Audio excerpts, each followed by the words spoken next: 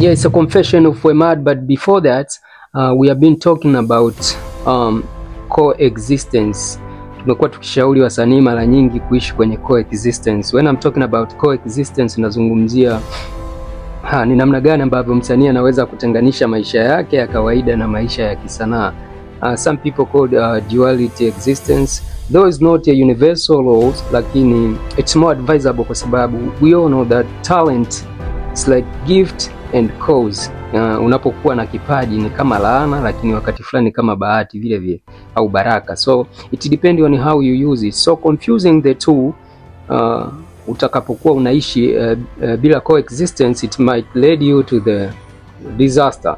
Wasanii wanapotokea kwenye spotlight wanapokelewa tofauti tofauti, starting from their appearance na persona zao kwa maana ya haiba. So wapo ambao wanapokelewa machachari na wapo ambao wanaonekana kama ni innocent mbele ya macho ya mashabiki. So hao wanaopokelewa machachari, the like of Lapina, Dudubaya, Chidi Benz, at some point walikuwa wanatizamika kama ni watu fulani hivi, watata hivi. Same to ukienda kwa female artist ambao wapo ambao wanapokelewa kama ni watu machachari, the rebels, the like of we had once Racy, now we have Zuchu, na wengine kibao. So lakini upande huo pia wapo ambao walikuwa wakitizamika from the start kama ni wasanii ambao ni very innocent. Ukimtizama mtu kama Stella Thomas, ukamcheki Vumilia, and then ukamcheka Mwasiti, watu wote wapo kwenye mlengo huo, wamewekwa katika mlengo huo kwamba ni very innocent artist, yani wana haiba hiyo. So this is ndio kitu ambacho kinamkuta pia mtu kama Disaster, ambaye watu wengi sana wanamtizama Disaster kama very calm and collected man, very humble. Ni mtu ambaye hakionekana basi kuna sababu ya msingi na vitu kama hivyo, so wamemweka hivyo. Sasa hii unapokuwa msanii, kuna namna ambavyo ukishindwa kuwa more creative, tafsiri yake utawekewa mipaka na mashabiki. Mipaka ni kwamba wao wanahisi kwamba huendani na aina fulani ya maudhui, lakini wewe unafikiri hayo maudhui ndio kwa muda huo yanatakiwa zungumzo, kwa sababu it's what's happening kwenye society yako. Ni kitu ambacho hakipo sawa. So kama msanii as an MC unatakiwa we address hiyo issue, but unakuta kuna mazingira yanakubana kwa sababu you need to resemble, kuvaa uhusika ambao it's not vile ambavyo watu wanakutizama na kukupokea. So artistically ukiacha zile mambo ya coexistence, sasa katika sanaa yenyewe ndipo kuna kitu kinaitwa the alter ego. Napozungumzia alter ego ni kwamba msanii sasa anaamua kucreate ama kutengeneza au kubuni multiple identity, kwa maana utambulisho tofauti ambao ana uwezo wa kuutumia kupitia karakta tofauti kuweza kufikisha ujumbe ule ambao anafikiri pengine angeutoa direct au ungekuwa tu ni ngoma, and this huyu ni Disaster anaimba sasa hivi au anachana kuhusu kitu fulani, people pengine wasingeweza kuresonate nacho. So unatumika ubunifu ambao ndio hiyo alter ego, then mtu ana create is this multiple identity, then kupitia hizo identities sasa anaendelea kuaddress, kushare ujumbe, kukemea as an MC kama ambavyo umemzoea. So hii inakuwa inatengeneza daraja zuri na understanding kwa mashabiki dhidi ya ile product ambayo msanii anakuwa ameileta. So this is first, nampongeza kwanza Disaster kwa kuligundua hilo. So Disaster ametumia technique kupitia hii song sequence ambayo inafahamika kama A Confession of Wemad. So people need to understand this A Confession of Wemad. Hili ndio jukwaa ambalo Disaster amelitengeneza.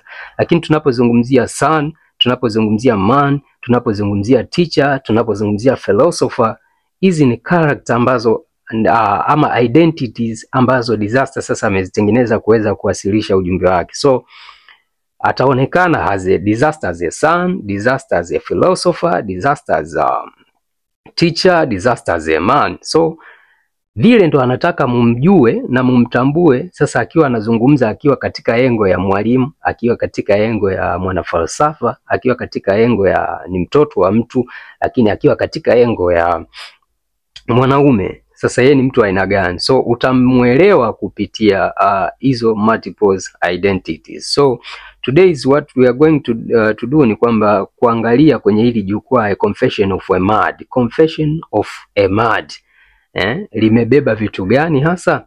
So yeah, ukisikiliza A Confession of a Mad Teacher, the delivery was very fun and very amazing. The cadence was unexpected. Wanathubutu kujaji juzi tu mwana umetoka Kimbiji, jua kali mjomba, maisha mekugonga kichizi, ukukata tamaa ukasota ukachonga, ofisi bado hajasimama tayari umeanza kuhonga vibinti hizo tamaa. Hakuwa yule ambaye tunamfahamu, pengine angekuja as disaster and bila kuvaa hiyo identity ya Mad Teacher, perhaps tayari angeshaanza maneno kwenye utamaduni kwamba jamaa anafanya rap cartoon. We all know that people kwenye culture ya hip hop wako vipi. So kuvaa ile identity as a Mad Teacher, kuna namna fulani ambayo imeweza kumtenganisha disaster and that Mad Teacher as an identity. So watu wako busy na Mad Teacher, na kama kuna kitu kimewafurahisha, kuna kitu aliona miayusho, they see kupitia Mad Teacher, not disaster dialect. So hiyo ni moja ya faida. Lakini ukienda za Madman, Confession of a Madman, ukitizama mandhari is like making love in the crime scene. So najua kunielewa so simple, mimi nachinja watu nauza moyo na figo, akacheka kwa mashauzi ya kinafiki. Ilikuwa ni wazali dauti akasema labda bro hauna kazi. Hiyo mioyo na figo ukichinja unauza wapi? Gundua ni kuna namna fulani ambavyo as a man alikuwa ni mtu ambaye anafanya vitu ambavyo ni hatari, ambavyo pengine asingependa vingejiassociate kabisa na jina lake. Ukizingatia ni aina ya nyimbo ambazo ungezikuta ameimba mtu kama Fido Vato, ukisikiliza mtu kama angeimba mtu kama Jeez Mabov.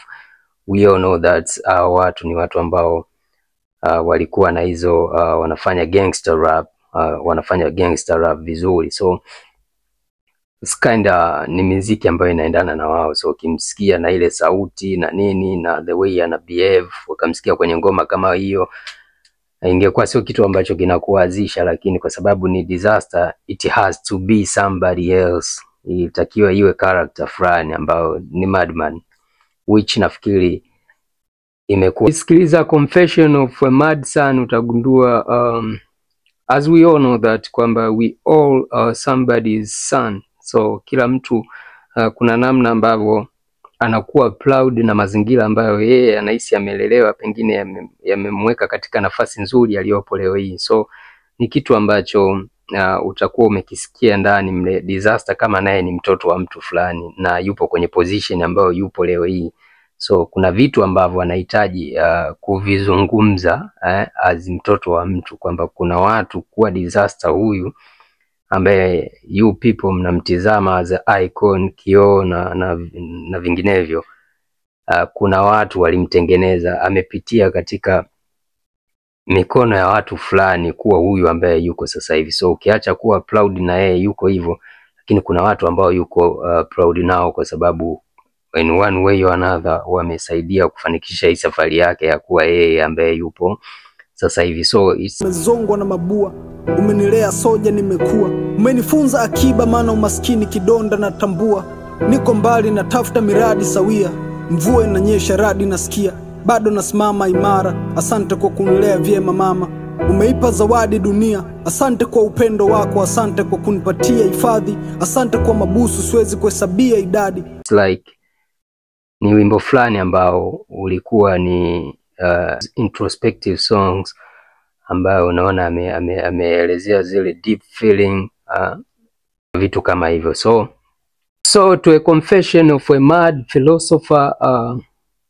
huyu ni mwanafalsafa. Sasa Disasters mwanafalsafa na mitizamo yake. Unajua falsafa ni mitizamo tu ya kimaisha, tunaita mitizamo thabiti katika maeneo tofauti au katika nyanja tofauti. So kuna nyanja za kiimani, za kijamii, kimazingira na whatever.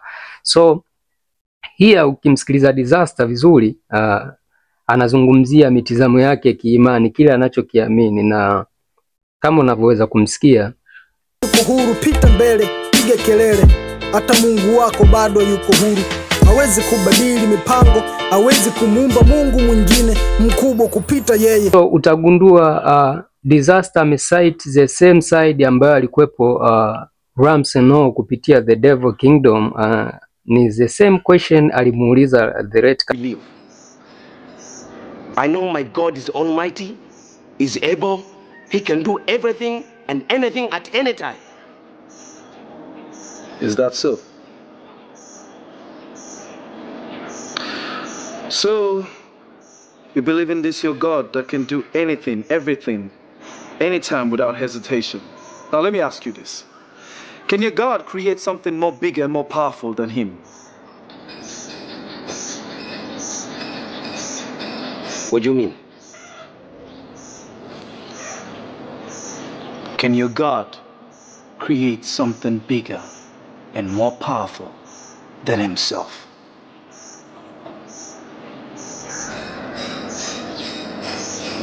See what I mean? Anumba kwamba kama unafikiri Mungu wako unafikiri anaweza kila kitu, unafikiri anaweza kutengeneza kiumbe ambacho kinaweza kikawa kikubwa au kina nguvu kumzidi yeye. So the same question mimi nalirudisha kwako pia, kwa sababu nimeona kabisa kwamba Disaster and Ramsey wao wapo kwenye eneo moja. So they believe kwamba kuna namna kuna kitu hakijakaa sawa. So these opinions ambazo anazitoa au mitizamo yake angeitoa as Disaster, kuna namna ambavyo ingeleta controversial, as we all know kwamba mashabiki wengine wanaendeshwa na hisia zaidi. So angezungumza yeye as Disaster na sio yule mad philosopher, watu wangemuona kama anaita mieyusho, hususan kwenye masuala ya kiimani na vitu kama hivyo. Ingekuwa ni debate kubwa, lakini kwa sababu alitumia jukwaa lake A Confession of a Mad, so here now we are talking is a mad philosopher na sio Disaster as pengine ungetamani kuwa. So hivi ndivyo ambavyo technique imeweza kumsaidia kujinyumbulisha, lakini pia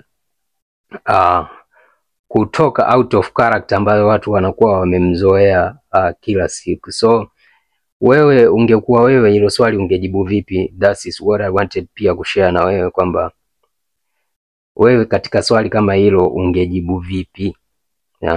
And here to remind you kwamba mad inayozungumzwa hapa sio ile mad ya uchizi. A mad inayozungumza hapa is not about illness ya ugonjwa, but the narrator of uncomfortable realities. Kwa Disaster amekaa as a madman, as a mad son, as a mad teacher, as a mad philosopher, as a narrator of uncomfortable truth. As we all know that kwamba ukisikia mad, it means it's the voice that challenge social expectations. Kwa alikuja kuchallenge zile social expectation, lakini nafikiri kuna at some point fans wali miss vitu fulani kuviunderstand. So haikuwa na sababu ya kutaka kuanalyze nyimbo nzima as a mad son, as a mad philosopher, as a mad teacher. Ilikuwa inahitajika uvigroup hivi vitu, though tuna expect kuwa na more, kwa sababu tayari ni jukwaa ambalo linaweza likapokea character mwingine yeyote yule. So we expecting more to come, lakini so far in order to understand the whole concept ya A Confession of a Mad, you need angalau kuvikusanya vyote kwa pamoja, so unaweza ukapata hasa lengo la mwandishi lilikuwa ni nini. So for today ni hayo tu. This is the Lyrical Lounge Podcast, Chizo Drama.